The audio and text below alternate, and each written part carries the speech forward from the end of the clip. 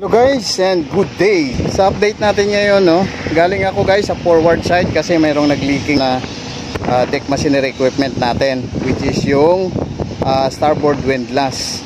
So leaking yung hydraulic at kailangan na naman yung mga powers nating mga engine department. So chinek natin kung ano ang pwede nating gagawin. So mukhang mapapalaban na naman tayo guys, no, sa overtime nito. So abangan nyo na lang guys yung bagong update natin. Actually katatapos lang natin mag dikit, no. Nag standby tayo sa engine room at dumikit na tayo sa terminal guys, no, for cargo discharging operation. Kaya lang habang nagtatali ng mga tali natin, no, ng barko,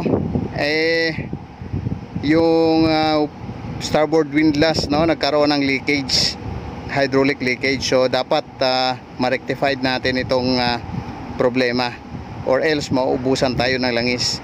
So yan lang guys yung bagong update natin for today.